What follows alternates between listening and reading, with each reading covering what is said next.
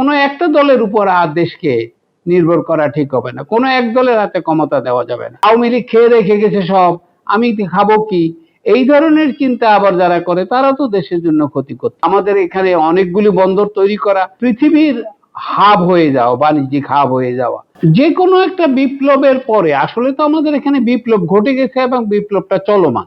এটা সাধারণ কোনো গণ অভ্যুত্থান নয়, এটা বিপ্লবটা চলমান রয়েছে। এখন এখানে সবাই চাইবে দ্রুত ক্ষমতা লাভ করা, দ্রুত ধনী হওয়া, দ্রুত যত তাড়াতাড়ি সম্ভব ক্ষমতার বড় একটা অংশ নিয়ন্ত্রণ করা। এই প্রেক্ষাপটে চিন্তা করলে তাদের ব্যবহার যে খুব অস্বাভাবিক তা নয়, কিন্তু তারা এত বেশি উচ্চাবিলাসী হয়ে পড়তেছে, এই উচ্চাবিলাসটা সর্বনাশ করতে পারে আমাদেরকে। সেই জন্য কোনো একটা দলের উপর আর দেশকে নির্ভর করা ঠিক হবে না, কোনো এক দলের হাতে ক্ষমতা দেওয়া যাবে না। সকল দল মিলেই সরকার তৈরি করুক, প্রয়োজন বোধে সরকার একটু দুর্বল হোক, তারপরেও সরকার অন্তত রাহাজানি না করুক, লুটতরাজ না করুক, দেশের সম্পদ বিদেশে না নিয়ে যাক। এইটাই যদি হয়, দেশের সম্পদ যদি বিদেশে লুট করে নিয়ে যায়, তাহলে আমরা উন্নতির দিকে এগিয়ে যাব।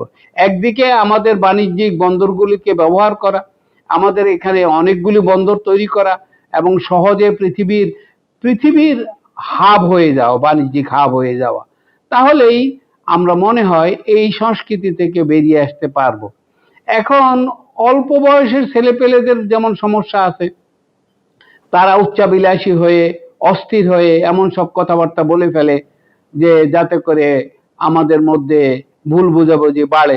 আবার যারা বয়স্ক, তারা মনে করে আমার বয়স তো শেষ, আমার তো তাড়াতাড়ি করে মন্ত্রী হওয়া দরকার, আমার অনেক খাওয়া দরকার, অনেক পাওয়া দরকার, আওয়ামী লীগ খেয়ে রেখে গেছে সব, আমি খাবো কি, এই ধরনের চিন্তা আবার যারা করে তারা তো দেশের জন্য ক্ষতি করতেছে।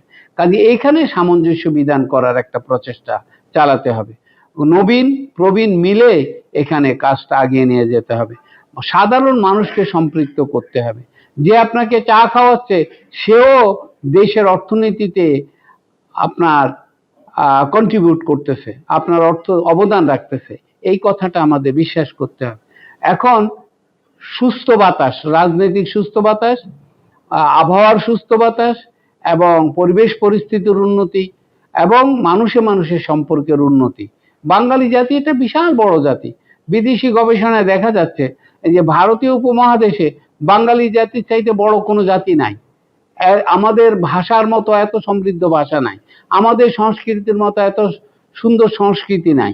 আমাদের এক সময় এখানে মানুষের প্রতি আমাদের যে উদারতা, এক সময় অতিথি পরায়ণতা আমরা শ্রেষ্ঠ ছিলাম, সেইটা আমরা আবার ফিরে আনতে পারি।